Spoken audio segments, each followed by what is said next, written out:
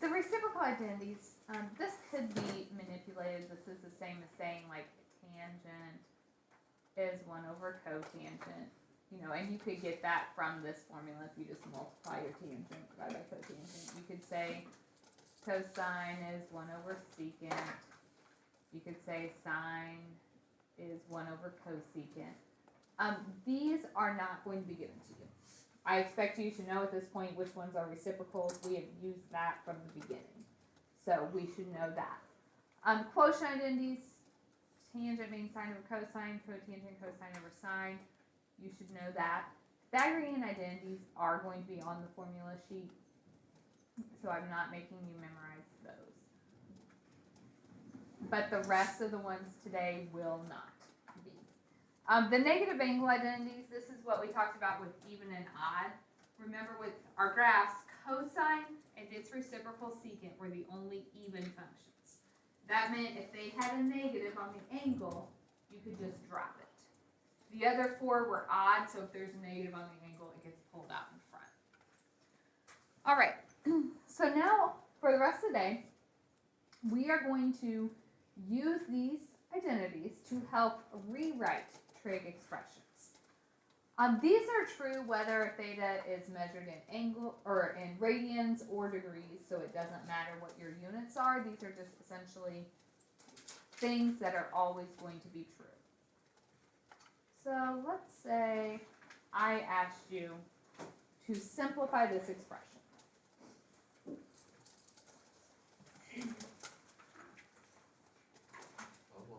We are just trying to rewrite this using other trig functions. Now, it gets tricky kind of knowing where to stop, and that will get better as we go into this chapter. We're going to be solving a lot of identities, and when we have those, we will actually know what the answer is. We're essentially just proving it. Right now, we're just kind of getting used to manipulating these equations a bit. So my suggestion is to change things into sines and cosines as a starting point. So cosecant is the same as what? 1 over 1. 1 over sine. And you can't just put sine without an angle, so you have to keep the x with it. So cosecant is 1 over sine x minus cosine x, let's just leave that, times cotangent. What is cotangent? 1 over tangent. 1 over tangent. What if we're going to sines and cosines though? Cosine over sine over sine.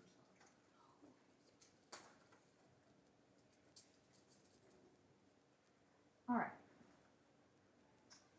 So 1 over sine x. Not much to do there. What is cosine x times cosine x over sine x? Cosine squared x over sine. Okay. With fractions, if you have a common denominator, we can put them together. So I can make this one big fraction. Would just be negative.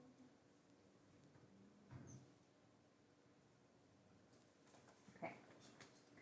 We are actually close to being done. But there's something else we can do.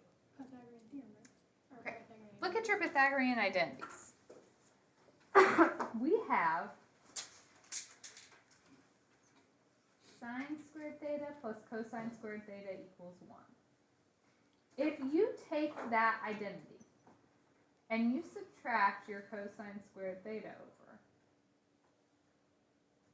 1 minus cosine squared is equal to sine squared theta. So theta can be replaced with an x, that doesn't hurt anything. So this is sine squared x over sine x. So it's just sine of x. Mm-hmm. That's fair. Okay. So we just completely ignore numbers now, basically, right? Yes, I mean x is representing a number, but we don't know what. So what we've just done is shown that that original trig expression is equivalent to sine x. Mm-hmm. Okay. Pythagorean. We had this identity that said sine squared x plus cosine squared x equals 1, or a Pythagorean identity. If you subtract over the cosine squared x, then that tells me I can replace this 1 minus cosine squared with the other side of the equal sign, the sine squared. Okay, so we are just kind of getting used to manipulating these right now. There is not only one right way of doing it. Okay, on these problems, especially as we get into this chapter, your work is your answer. So this is not the spot where you get to skip all the steps. I know. Every time, I always let you, as long as you're right, but now you are kind of justifying why this is what it is. So you actually do need those steps in the middle to show me. Will we always end up with sine of x? No, no. Right now we're just manipulating these and kind of seeing what we turn into. Jacob, what do you, Oh, great. Jacob, what do you mean? What do you do when you work out problems? I don't show work. Okay. So if I gave you this one. That's a Pythagorean But you can't identity just. on top. Okay. So I have 1 plus cotangent squared x over cotangent squared x. I'm trying to figure out what else this could be equal to. Okay, there is not necessarily a right or wrong. If you don't recognize any other identities, I would say go into sines and cosines. But if you can look at this and realize, oh, Or we could just, it's just 1 one. plus cotangent squared is cosecant squared. If you recognize that identity, you are welcome to start there. So that would turn into cosecant squared x over cotangent squared Would, x. could you not just cancel those two out because there's no one being added? Yes, there's 2 terms on top, so we can't. Right, okay. Now, there are other things we can do, and I could show you that in a second. But. Cosecant's 1 over sine. Okay. Is this one of our identities? No. No, so we're kind of stuck. So we could say, okay, cosecant is 1 over sine squared x. What is cotangent? Tangent Cosine over 1. sine. Oh, yeah. Okay. Is it proper notation to leave a fraction in a fraction? No, but if you multiply by sine, Okay, then you just get cotangent on the bottom. yes. So there's 2 options for how to proceed from here. You can flip and multiply. We also have seen problems before where I kind of showed you a shortcut where you can just multiply the top and the bottom of the fraction by the same thing. And if you multiply everything by sine squared x, that is actually extremely helpful because then 1 over cosine. those cancel out. You would get the same thing if you flipped and multiply, your sign still would drop. Okay, our reciprocals. It's secant. What is Secant squared. Secant Yes. squared. reciprocal, cosine?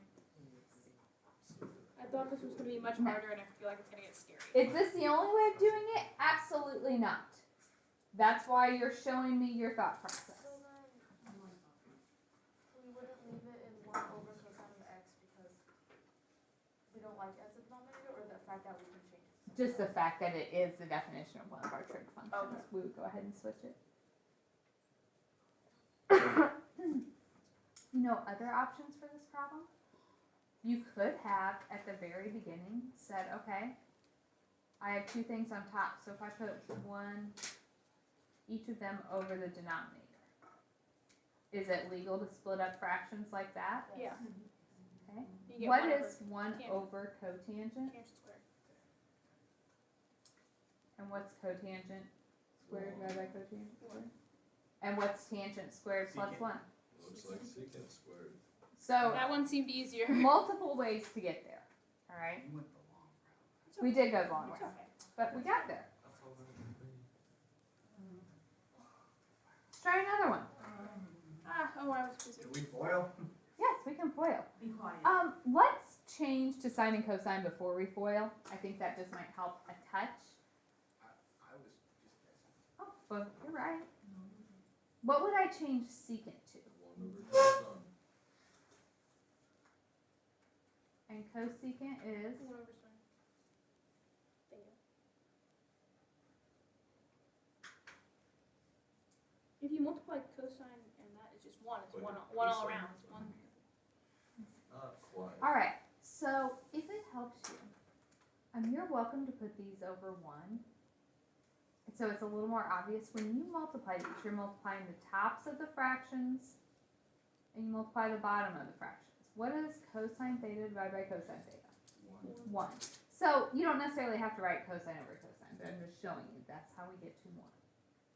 When I multiply these, Sine over cosine. minus sine theta over cosine theta. No, can you put tangent in there? This one will be a cosine theta over a sine theta. Cotangent.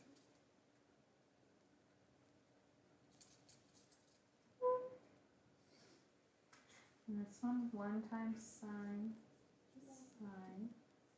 over sine, which is -1. Wait, how did your sine and cosine on that first one become negative? Oh, I understand now. I see. I figured that. What happens to the ones? You cancel out. So we have a negative tangent theta plus cotangent theta. You could write it as cotangent theta minus tangent theta, that's fine. Is that it? That's it. Why can't we, turn that cotangent into tangent? We can, but it would go into 1 over tangent, and then you would have to get a common denominator to subtract it.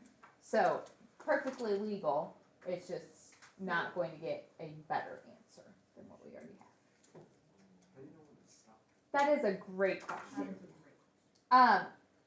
And the best answer I have for you is it will get better in the next section because I'll tell you what it's equal to and we'll know. Right now, there is No hope? no. If you get it into a single trig function, that's stop there.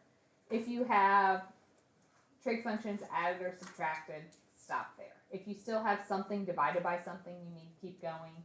If you have them multiplied, we need to keep going and see if it will turn into anything. So there's just no right answer for any of these? Well, there kind of is, but right now it's really just practice with manipulating. This feels like I'm about to start quoting Dante's Inferno. So like, if we went, like on this example specifically, right, if we went a different route, would we still end up with negative tan? Yeah, Okay. they would all simplify to the same point, even if you go a different Is route. that the same with the rest of what we're gonna Yeah. do today? Okay.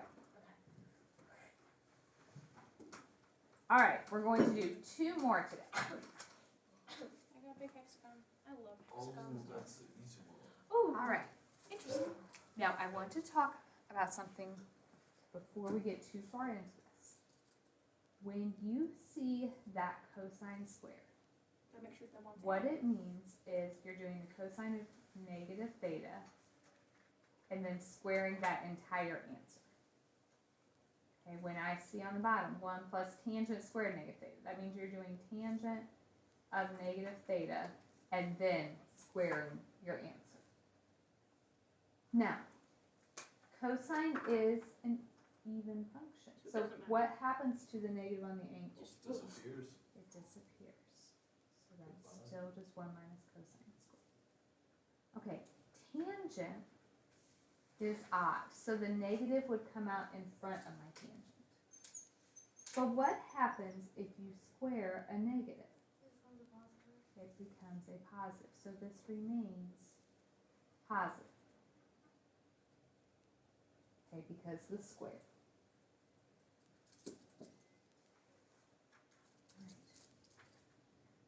Different options for where we could go. Check, are there any big identities that can, Pythagorean. we know sine squared theta plus cosine squared theta equals 1. So 1 minus cosine squared theta would be Sine squared theta. 1 plus tangent squared theta. Alright, so I just got done telling you if you have like trig functions divided, see if you can go any further. What is secant? 1 over cosine. how do you divide trig functions, or divide fractions like this? Was it Multiple. So this becomes sine squared theta times cosine squared theta over 1, or just sine squared theta, cosine squared theta. Do we have any identity that says sine squared times cosine squared equals anything? No. No. My suggestion is always put it in terms of sine and cosine. It's there. There's nothing else we can do. You sound like we're about to call the life support off. There's nothing else we can do for him. I'm sorry. For lost cause. All right. Carson, you are burning back there, bro. I think I'm actually going to stop here because I want you guys to try something.